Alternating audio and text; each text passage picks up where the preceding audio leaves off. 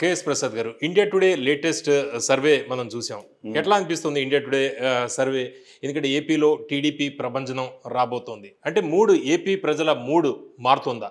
మీకు ఏమనిపిస్తుంది? నేను మీకు ఒక చిన్న విషయం చెప్తా సార్. మీకు ఇండియా టీవీ సిఎన్ఎక్స్ వైఎస్ఆర్సీపీ ఇచ్చింది, Times Now ETG YSRCP, Lokpal YSRCP, political critic YSRCP ఇచ్చింది, Janata polls YSRCP, Deccan 24/7 YSRCP, Times Navabharatam YSRCP,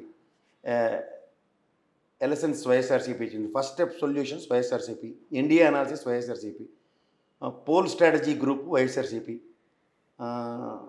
Parthadas YSRCP ఇచ్చింది, Times Now magazine YSRCP, India today C voters TDP ఇచ్చింది. ఓకే, అంటే ఇప్పటిదాకా సీ ఓటర్ సర్వే యొక్క విశ్వసనీయత చూసుకుంటే నేను మధ్యప్రదేశ్ రాజస్థాన్ ఒకసారి చూద్దాం. రైట్, క్లియర్గా ఇట్స్ క్లియర్ అండ్ ఎవిడెంట్ వాస్తవానికి ఎంత దూరంలో ఉన్నారు. నాట్ దట్ ఇవాళ మీరు 90% సర్వేలు, 20% సర్వేలు, 80% సర్వేలు, లేదా 100/100 సర్వేలు అనేవి వాళ్ళు ఏ ప్రాతిపదిక మీద తీస్తారు? ఇక్కడ ఇంకా పొత్తులు అన్నవి కన్ఫర్మ్ కాలేదు. రెండోది, ఇంకా నాయకుల్ని ఫుల్ ఫ్లెడ్జ్డ్గా నియోజకవర్గాలను నియమించలేదు. ఇటు అటు షఫలింగ్లోనూ అట్లా ఉన్నాయి. వాటిలో ఏమైనా శాంపుల్స్ తీసుకున్నా వీటిలన్నీ కన్నా ఒక విషయం మొదలు బాగా గ్రహించగలగాలి అపోజిషన్ పార్టీ. ఒక 50 ఏళ్ళకి ఒక వాలంటీర్ని ఫ్రమ్ ద లాస్ట్ 5 years నుంచి రోజు డైలీ శాంప్లింగ్ తీస్తుంటే వాళ్ళ దగ్గర ఉన్నంత పర్ఫెక్ట్ ఈక్వేషన్స్ ఇంకో పార్టీ దగ్గర ఉంటుందా? జర్నలిస్ట్ అండ్ మోర్ ఇవాళ మీకు కనెక్టింగ్ అపోజిషన్ పార్టీస్ ఎక్కడైనా పాలసీ మ్యాటర్ మీద ఈ రోజు దాకా మీరు డిఫర్ అయ్యి ధర్నాలు చేస్తున్న ఉదంతం చెప్పండి. ఎంతసేపు వీళ్ళు చెప్తున్న స్లోగన్ ఏంటి? జగన్మోహన్ రెడ్డిని దించేయాలి, మేము అధికారంలోకి రావాలన్నదే చెప్తున్నారు. వీళ్ళ ప్రాస్పెక్ట్లో వీళ్ళు ఒక డిజైన్డ్ సిచ్యువేషన్ ఏం చెప్తున్నారంటే ఇది ఒక రాక్షస పాలన అని, లేదంటే ఒక సైకలాజికల్ టర్మ్ యూజ్ చేసి జగన్మోహన్ రెడ్డి మీద ఆపాదించి సమ్ సెట్ ఆఫ్ పీపుల్ని మాత్రమే కన్విన్స్ చేయగలిగారు. But apart from that rest of people అన్నది రీజనింగ్గా తీసుకుంటే గ్రౌండ్లో irrespective of all that people's యాక్సెప్టెన్స్తో 151 సీట్స్తో కూర్చొని ఆయన. ఒకసారి తెలుగుదేశం ఎన్డీఏ కూటమిని చూశారు, ఇంకోసారి వైఎస్ఆర్సీపీని చూశారు. ప్రజలు ఈజ్ డిసైడింగ్ ఫ్యాక్టర్. రేపు రాబోయే రోజుల్లో ఎవరిని ఎందుకు ఎలా డిసైడ్ చేస్తారో వాళ్ళ చేతిలో ఉంటుంది. కానీ ఇక్కడ మీరు నిశ్చితంగా గమనిస్తే నందిగం సురేష్ లాంటి వాడిని ఎప్పుడైతే ఎక్స్పెరిమెంట్లు చేసినప్పుడు సెకండ్ స్టెంట్లో so many experiments will definitely takes place అన్న దగ్గర ఒక డిఫరెంట్ పంధ కలుపు మొక్కల్ని ఏరి అవతల పడేస్తూ ఇక ఇంగ్లీష్ విద్య అన్నదానికి విద్యా ప్రమాణాలు పెంచిన ఉదంతంలోను. అండ్ మనం చూడండి, చిన్నప్పుడు మనం మామూలు ఎలిమెంటరీ అప్పర్ ప్రైమరీ స్కూల్లో చదువుకుంటున్న రోజుల్లో కాన్వెంట్ పిల్లలు రిక్షాల్లోనూ ఆటోల్లోనూ అట్లా వెళ్ళి మనం చూస్తూ వాట్ ఎవర్ ఇన్స్టెంట్ ఫీలింగ్ చెప్పండి. నేను కూడా ఆల్మోస్ట్ అలాంటి చదువులు చదువుకున్నా ఉన్నాయి. అక్కడ నేను ఫస్ట్ రియాక్టివ్ మోడ్ ఎలా ఉండేదంటే మనకి టై కట్టుకుని ఆ వైట్ షర్ట్ టక్ చేసుకుని బెల్ట్ పెట్టుకుని నల్ల బూట్లు వేసుకుని వెళ్తే బాగున్నాను దగ్గర. వాళ్ళ పిల్లలు ఎలా చదువుకుంటున్నారు సార్? ఇవి కదా మెయిన్. ఇప్పుడు మీకు ఇంకోటి చెప్తున్నా, 2,60,00,000 బడ్జెట్ని, అంటే ఒక రాష్ట్ర బడ్జెట్ ఒక సంవత్సరం అది ప్రజలకు పంచాడు సార్. గత ప్రభుత్వం ఒక సంవత్సరం బడ్జెట్ ఏం చేసిందో సార్ చెప్పమని లెక్క. అంటే కేవలం ఆయన వెల్ఫేర్ మీదే దృష్టి పెట్టారు, డెవలప్మెంట్ మీద పెట్టలేదు అనేది ఒక ఆరోపణ కదా. ఇక్కడ మీకు డెవలప్మెంట్ అన్నది ఎలా ఉంటుందంటే సార్, ఇక్కడ హైదరాబాద్ ఉన్నది సెంట్రిక్గా గ్రేటర్ హైదరాబాద్ టెరిటరీలో ఒకదానికోటి యాడ్ అయ్యి వచ్చి ఇప్పుడు మనకి విభజన అనంతరం కూడా మనకి 10 years ఇక్కడ కామన్ క్యాపిటల్ ఉంచారు.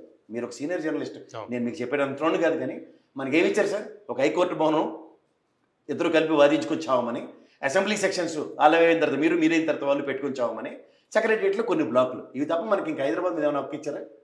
పేరుకే కామన్ క్యాపిటల్. సో ఇలాంటి కామన్ క్యాపిటల్ ఉన్న దగ్గర చంద్రబాబు నాయుడు గారు అలాంటి గవర్నర్ చేసిన దాష్టికానికి తలలు పెట్టాడు. ఇక్కడ పనులు చేయనివ్వకుండా మన ఎంప్లాయీస్ని తెలుసా, ఆంధ్ర ఎంప్లాయీలని అప్పుడు తీసుకెళ్ళి అమరావతి పెట్టినప్పుడు ప్రభుత్వ పరంగా ఏం చేస్తుందండి? ఒక సెక్రటరియట్ కడుతుంది, అసెంబ్లీ సమావేశాలకి అసెంబ్లీ బంగ్లా కడుతుంది, మూడోది హైకోర్టు కట్టింది. ఎంతకన్నా ఇంకా ప్రభుత్వం ఏం చేస్తుంది? ఇది డెవలప్మెంట్ ప్రభుత్వం చేసేది. And where it is the prime అఫైర్స్గా రిక్వైర్డ్ ఏవైతే ఉన్నాయో అవి చేసుకుని పోయారు.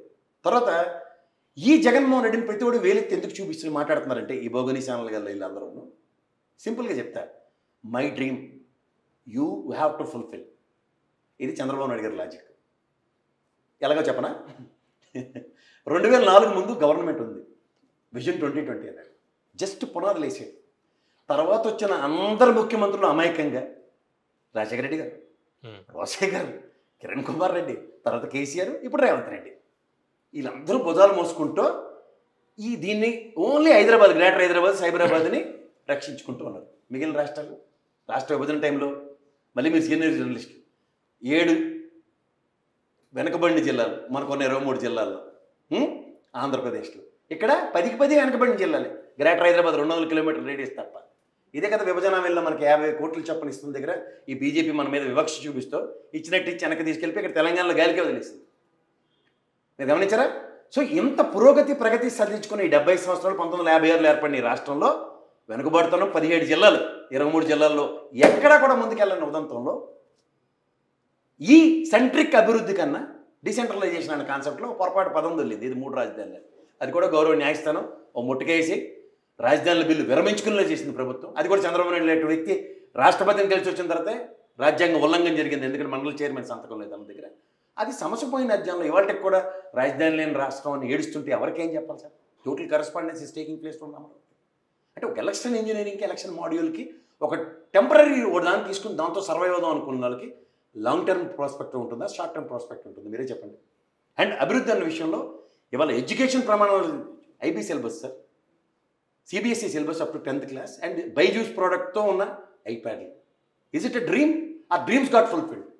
ఇక్కడ ఇదే చంద్రబాబు నాయుడుది ఎంతమంది ముఖ్యమంత్రులు మోసుకుంటే ముక్కుతూ మూలుగుతూ 200 కిలోమీటర్ల రేడియస్ అభివృద్ధి చెందిన దగ్గర ఇదే చంద్రబాబు నాయుడు డ్రీమ్స్ ఫుల్ఫిల్ చేయడానికే రాబోయే ముఖ్యమంత్రులు ఉన్నారా? Why the hell I need to accept it? దీనికి తగ్గట్టుగా ఆ సింగపూర్ కంట్రీలో ఈశ్వరన్ గారిని లోపల ఎత్తేశారు. సో ఈ తలకాయ నొప్పులన్నీ భరించవలసిన అవసరం అయితే అనుకుందా? నిజంగా చంద్రబాబు నాయుడు గారికి అంత చిత్తశుద్ధి ఉంటే మళ్ళీ అనమాట అమరావతి రైతులు ఇచ్చిన శాఖలకి ఫస్ట్ వాళ్ళకి 200 గజాలు 1000 గజాలు ఇన్స్టంటేనియస్గా సార్ ప్రతిఫలం ఆశించే చేస్తే ఇప్పుడు నెలంతా మీదే ఉద్యోగం చేస్తే జీతం ఇవ్వకుండా ఉండని పంపిస్తారా మీరు? అలా 34,000 ఎకరాల చాకదనులు వాళ్ళకి ప్రైమా ఫేస్గా వాళ్ళకి ఏం చేశారో చెప్పమనండి ఫస్ట్. తర్వాత నేనైనా మీరైనా ఏదైనా చేయడానికి ఉంటుంది. ఫస్ట్ ఒక 50,000 కౌలు ఇస్తున్నాం. ఈ ప్రభుత్వం వచ్చి కౌలు ఎక్కడైనా ఆపిన ఉదంతో మీరు నేను ఎక్కడైనా చర్చించాము? అంటే ఇదంతా ఒక ఆస్పెక్ట్. అయితే రెండోది ఇప్పుడు పొత్తులు ఇవన్నీ ఉన్నాయి కదా, జనసేన ఇప్పుడు బీజేపీ కూడా కలిసే అవకాశం కనిపిస్తుంది మనకి.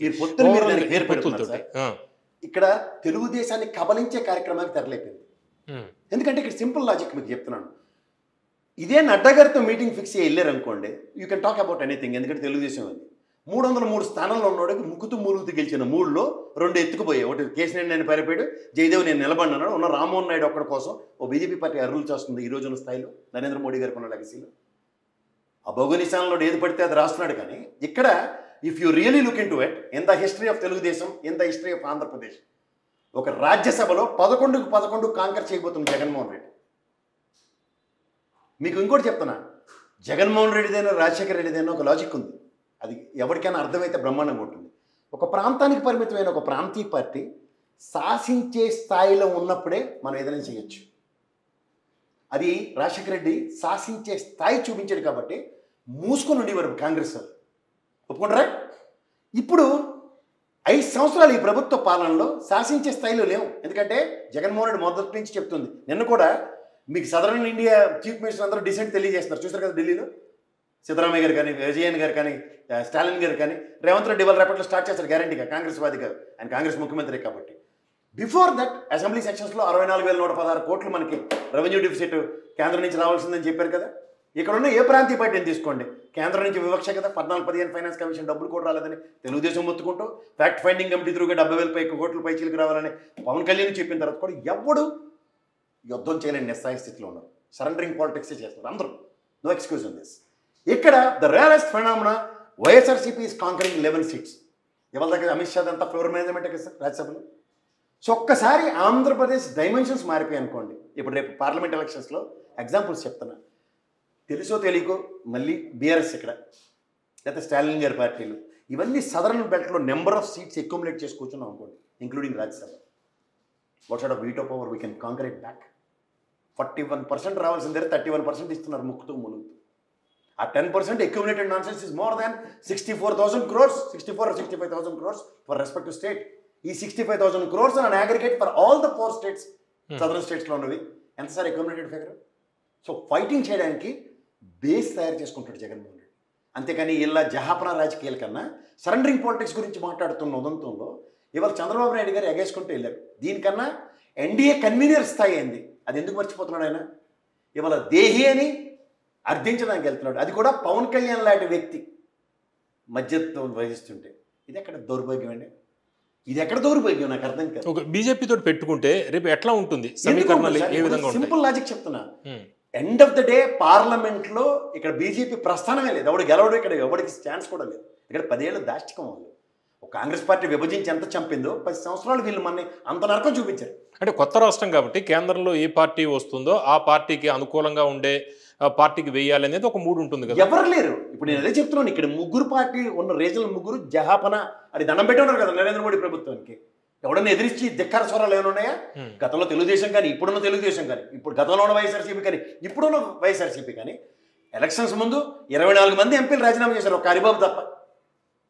డీసెంట్గా తెలియజేశారు, అయినా సరే మన రాష్ట్ర ప్రయోజనాలు ఎక్కడ పరిరక్షించబడలేదు. ఈవెన్ ఆఫ్టర్ ఈ రెండు ప్రభుత్వాలు, గత ప్రభుత్వం ఈ ప్రభుత్వం, ఎక్కడైనా బీజేపీని ధిక్కార స్వరం లాస్ట్ 1 year తెలుగుదేశం ప్రభుత్వం తప్ప. దాని పర్యవసానాలకు 23 కూర్చోబెట్టారు. అది చూసి తెలిసి ఎవడైనా నోరుపుతాడు. అందుకే పార్లమెంట్ సెక్షన్ స్టార్ట్ అవ్వగానే మొదటి రోజు చెప్పాడు, ఇది కోయిలేషన్ గవర్నమెంట్ అయితే మనకు వాయిస్ ఏదో ఉంటుంది, మన అవసరం ఉంటుంది. కానీ అంత 303 సీట్లు ఉన్నది మనమేమి ఎదిరిస్తాం? మనం ఓ పెద్ద కత్తి ఖడ్గం బడికి వెళ్ళినా అది గడ్డిపోస్తూ సమానం వాళ్ళ ముందు అంచేతగా మూసుకుని పని చేసుకుంటున్నాడు. ఇంకేం చేస్తాడు ఎవడైనా? ఒక బీజేపీ పొత్తుతోటి వెళితే ఈ ముస్లిం ఓట్లు దీని ప్రభావం ఎన్ని నియోజకవర్గాల్లో ఉండే అవకాశం ఉంది టీడీపీ మీద? ఖచ్చితంగా ఉంటుంది సార్, తీవ్రమైన ప్రభావం ఉంటుంది. మీకు ఇంకొక మాట చెప్తా సార్, సెక్యులర్ భావాలు ఇప్పుడు మీరు ఎంత పోర్ట్రేట్ చేద్దాం అనుకున్న ముఖ్యమంత్రి ఒక క్రైస్తవ సామాజిక వర్గం అన్నదాన్ని కుల మతాలకు అతీతంగా రాజశేఖర రెడ్డి గారి ప్రభుత్వం చూశారు. అలాంటి ప్రభుత్వంలో జరగని వివక్ష దాష్టికం ఈ ప్రభుత్వంలో జరిగిపోతున్న అపోహకి ఆమడ దూరంలో ఉంటారు ఎవరన్నా ప్రజలు. అంచేత ఈ ప్రభుత్వం సెక్యులర్ భావాలతో ఉన్నాయన్నది ప్రూవ్ చేసుకోవాల్సిన అవసరం లేదు. బట్ ఒక అలైన్ విత్ బీజేపీ అన్న దగ్గర ఓటు బ్యాంక్ మాత్రం తీవ్ర ప్రభావం. అంటే ఎన్ని నియోజకవర్గాల్లో ఈ ప్రభావం బీజేపీ తోటి పొత్తు పెట్టుకోవడం వల్ల లాభమా నష్టమా, ఎన్ని నియోజకవర్గాల్లో దీని ప్రభావం ఉండే అవకాశం ఉంది? సార్ ఇక్కడ మైనారిటీ అన్నది పార్ట్ అండ్ పార్సల్స్గా మోస్ట్ ఆఫ్ ద రాయలసీమ ఒక 10-15 నియోజకవర్గాల్లో, అలాగే ఉత్తరాంధ్రలో అంత డామినేటింగ్ ఫ్యాక్టర్ కూడా కాదు. అండ్ మోర్ ఓవర్ అక్కడ ముస్లిం అని పేరుకే కానీ సార్ దూదేకులో వీళ్ళందరూ ఉంటారు. వాళ్ళు మనకన్నా ఎక్కువగా ఇప్పుడు కడప దర్గా ఉంది, లేకపోతే నెల్లూరులో రొట్టెల పండుగ ఉంటుంది. అది కులమతాలకు అతీతంగా అందరూ సెలబ్రేట్ చేసుకుంటాం. గుంటూరు, కృష్ణ, కడప ఎవరు వెళ్ళినా సరే ఫస్ట్ దర్గాకి వెళ్ళందే ఎవరు రారు. సో ఇక్కడ ఆ హార్మోనీ ఎక్కడ డిస్టర్బ్ కాదు సార్, కానీ ఇన్హెరెంట్గా కొంత ఫీలింగ్స్ ఉంటాయి. అండ్ రాబోయే రోజుల్లో ఒక తీవ్ర పరిణామాలు ఎలా సంతరించుకుంటాయి, ఒకవేళ హిందుత్వ దేశం కింద డిక్లేర్ చేస్తారు, ఇలాంటి అంబిగ్యూటీలో కొంతమంది ఉంటారు. ఎంత కాదన్న అంటే ఈ క్యాండిడేట్లు ఇవన్నీ ఫైనలైజ్ అయ్యేదాకా ఈ మూడ్ ఆఫ్ ది నేషన్ అనేది ఇండియా టుడే సర్వే ఏం చేసిందో నేనైతే నమ్మను సార్. ఎందుకంటే శాంపుల్స్ సైజ్ చాలా చిన్నది ఉంటుంది. మీకు కొన్ని 3 చెప్తా. మీకు మొన్న 2వ సభ జరిగింది చూడండి జగన్మోహన్ రెడ్డి గారిది, ఏదో సిద్ధం 2 దెందులూరు. దాని తర్వాత ఒక జాతీయ స్థాయిలో ఇంటెలిజెన్స్ సర్వే జరిగింది. 124 to 130 మధ్యలో వైఎస్ఆర్సీపీ డిక్లేర్ చేశారు. 124 to 130 ఎవరు? నేషనల్ ఇంటెలిజెన్స్, నేను మీరు కూడా. These are all leaks. And Jaganmohan Reddy garu aggregate sample 7,000 చొప్పున 170 నియోజకవర్గాలు చేయించుకున్నారు. అతను 112 నుంచి 124 మధ్యలో ఆయన ఉన్నాడు. ఓకే, 2వ సభకి. అపార్ట్ ఫ్రమ్ ఆల్ దట్, ఇవాళ మీకు ఉన్న హైపోథికల్ ఈక్వేషన్స్లో there are 2 permutations and combinations. Along with this 3 permutations and combinations are going on versus Jaganmohan Reddy. either Telugu Desam Janasena or Telugu Desam Janasena BJP. In the worst case సినారియోలో BJP Janasena only, or else is it going to be a merger. ఎందుకంటే ఇప్పుడు home మినిస్టర్ని కలిసాడంటే గతంలో మీకు చూడండి పురంధేశ్వరం నాణ్యం వేసినప్పుడు నడ్డాని home మినిస్టర్ని కలగానే చంద్రబాబు గారిని నెత్తిలో ఆవిడ కూర్చోబెట్టారు. ఇవాళ కూడా చూడండి నిన్న కలిసాడు హోమ్ మినిస్టర్ని, కలిసిన వెంటనే ఎన్ఆర్ రింగ్ రోడ్లో A1 A2 కింద నారాయణని ఇన్ని పెట్టేశారు, లొకేషన్ A3 గాను. సో ఈ పరిణామాలు సంతరించుకుంటుంది దగ్గర హైపోథికల్ ఈక్వేషనే కదా. ఆయనకైతే శుక్రవారం స్లాట్, ఈ సోమవారం నుంచి శుక్రవారం వదిలేస్తే లక్షవారం దాకా ఏదైనా డే ఫిక్స్ చేశారు అనుకోండి రేపు ఎలక్షన్స్ ముందు అని అంటారు కదంటారు.